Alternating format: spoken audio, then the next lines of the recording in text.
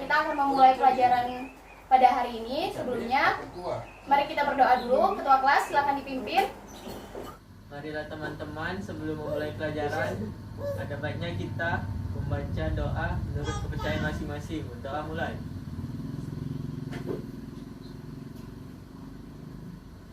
Doa selesai. Sekarang, ada yang tahu nggak ini apa? Sendok. Sendok ini buat apa ya? Makan. Tapi kalian tahu nggak? Ternyata di sendok ada prinsip cermin cekung. Ayo, Tio tahu nggak? Tahu. Gimana coba yang prinsip cermin cekung? Yang di depan atau yang di belakang? Di depan. Wah, bener. Ini adalah contoh prinsip cermin cekung. Nah, sekarang cermin cekung itu tahu nggak apa? Cermin yang melengkung ke dalam. Betul. Jadi cermin cekung itu berbentuk lengkungan yang ke dalam. Kalau dia keluar itu namanya cermin cembung. Pinter. Nah, cermin cekung ini memakai prinsip pemantulan cahaya. Tapi kita lihat yuk bagian-bagian cermin cekung dulu.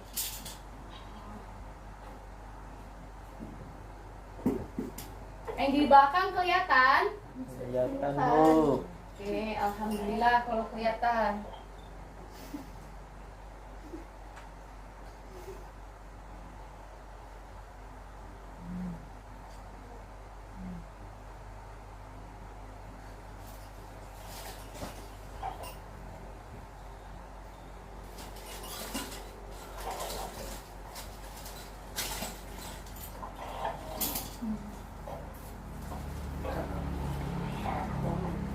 Ini namanya sumbu utama. Apa?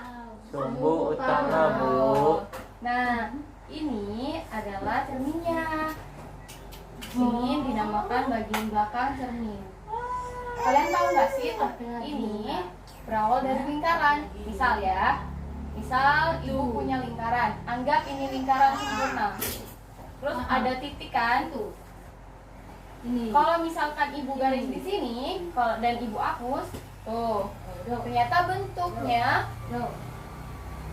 dari lingkaran. Maka titik ini kita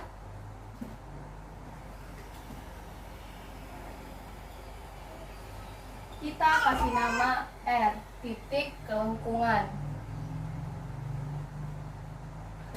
Sedangkan setengah dari R itu adalah F, titik fokus kelengkungan. Dalam cermin cekung ada 4 bagian. Bagian pertama, bagian kedua, bagian ketiga, dan bagian keempat. Biasanya disebut dengan ruang cermin. Di sini paham? Paham, Bu. Oke, kita lanjut ya ke sinar istimewa dari cermin cekung. Oke, sinar yang pertama, sinar yang datang sejajar dengan sumbu utama akan dipantulkan melalui titik fokus. Nah, sebenarnya dalam menggambar cermin cekung ini harus menggunakan penggaris, tapi berhubung kita tidak punya, jadi anggap saja ya adik-adik. Ini. Yang kedua, kebalikan yang dari yang pertama. Kalau yang pertama, sinar yang datang sejajar dengan sumbu utama akan dipantulkan kembali melalui titik fokus. Sinar yang kedua, kebalikannya. Sinar yang datang melalui titik fokus akan dipantulkan kembali sejajar dengan sumbu utama. Oke. Tahu kan sumbu utama yang mana? Tahu, Bu. Tahu. Oke. Sejajar artinya gini ya, sama nih. Nih. Oke. Sinar yang ketiga, sinar yang datang melalui jari-jari kelengkungan cermin akan dipantulkan kembali melalui jari-jari tersebut. Sampai di sini ada yang ingin ditanyakan? Saya, Bu. Oke, boleh. Fadil mau bertanya apa? Saya mau bertanya kenapa sinar yang ketiga itu dipantulkannya kembali ke daerah asal. Oke. Ini ya, kita tadi belum namain. Ini sinar yang pertama, ini tadi sinar yang kedua, ini yang sinar ketiga. Ini yang masuk Fadil. Iya Bu. Oke. Coba perhatiin. Yang ini sudah dicatat? Sudah Bu. Oke. Bagus ya. Ya di sini.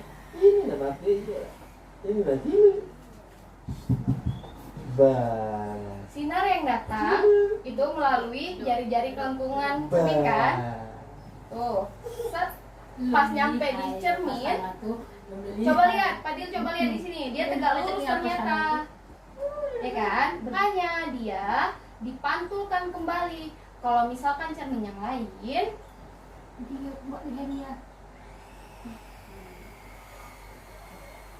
misal yang sejajar, waktu Cak pacak berjalan. waktu sampai cermin Ini ternyata Cak pacak berjalan. tidak berbentuk, tidak tegak lurus dianya, makanya dia dipantulkan Cak ke arah yang pacak berlawanan. berjalan. Sampai di sini paham? Paham Bu. Oke, bagus ya. Nah, sekarang ibu mau ngajarin tentang sifat bayangannya.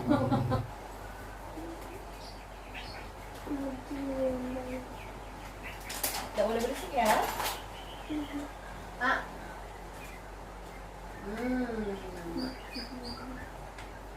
Masih ingat gak tadi dalam cermin cekung ada ruangan-ruangannya? Ingat. Nah, ini ruang berapa? 3 Bu. Ya.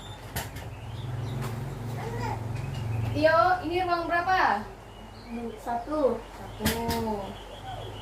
Rizka, ini ruang berapa? 2. Ica? Pinter semua. Wajar kalau gurunya saya. Untuk mempermudahkan menentukan sifat bayangan, ada rumusnya. Letak benda ditambah letak bayangan sama dengan 5.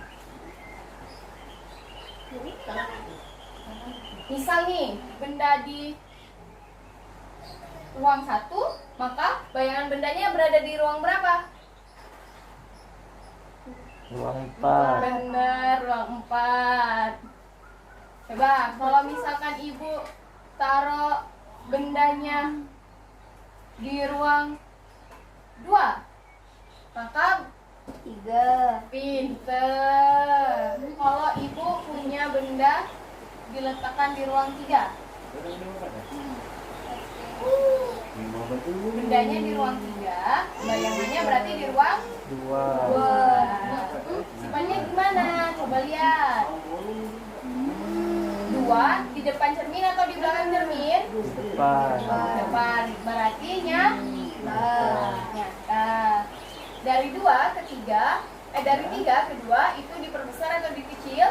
Angkanya menjadi besar atau menjadi kecil? Kecil. Berarti diperkecil. Karena dia diperkecil, otomatis dia menjadi terbalik. Oke. Jadi anak-anak, kalau tadi cara teoritisnya kita bisa nentuin sifat bayangan melalui LB plus LBY sama dengan 5. Tapi kan nggak mungkin nih pakai gini terus, pakai teori. Kita harus menggambarkannya sendiri. Nah, sekarang kita coba menggambarkan sifat bayangan cermin cekung itu ya. Misalkan ibu punya benda 15 cm. Ini kan tadi di ruang 3 ya. Di ruang 2, ruang 1. Nah, misal berarti 15 cm kita taruh di sini. Tadi masih ingat nggak sinar-sinar istimewa? Ingat Bu. Nah, yang pertama apa? Sejajar, kemudian dipantulkan ke F Bu. Oke.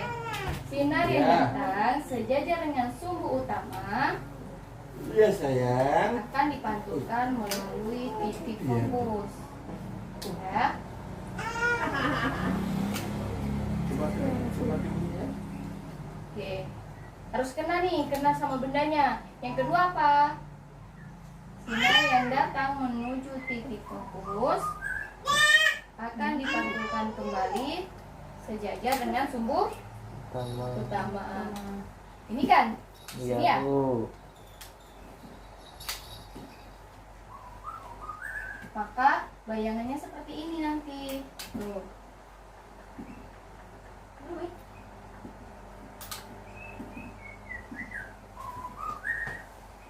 Bentar. Ya. Coba lihat bayangannya berada di berapa? Ruang berapa? Ruang Tiga, Bu.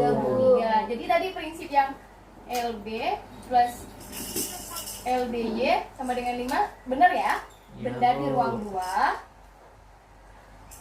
Benda ini kita namain dengan S. Sedangkan bayangan dengan S aksen. Dari kedua ini, maka kita bisa nentuin tuh titik fokusnya berapa. Dengan 1/F sama dengan 1/S plus 1/S aksen.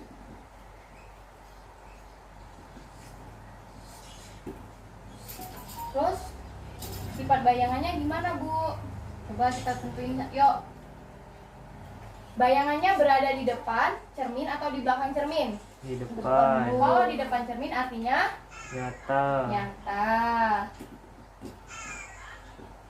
Coba lihat. Dari 2 ke 3 diperbesar atau diperkecil? Perbesar, Bu. Diperbesar. Bentuk bayangannya gimana? Anak panahnya gimana? Ke bawah ya? Terbalik? Terbalik ya? Dari benda berarti terbalik. Sebenarnya kalau nyata pasti dia terbalik.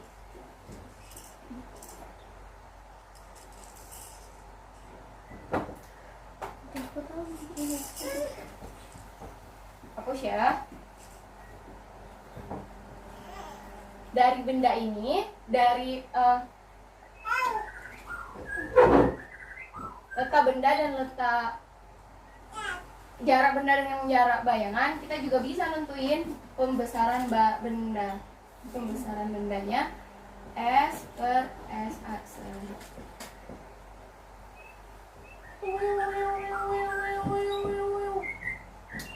Oke. Sampai di sini paham? Paham, Bu. Oke, kalau sampai di sini paham, coba kerjakan halaman 20 nomor 1 sampai 5 ya. Iya, Bu. Dijadikan pekerjaan rumah. Ada pertanyaan lagi anak-anak? Oh. Ya, oke. Kalau tidak, Ibu rasa cukup ya sampai di sini. Semoga bermanfaat. Ibu akhiri, wassalamualaikum warahmatullahi wabarakatuh. Waalaikumsalam warahmatullahi wabarakatuh, Bu.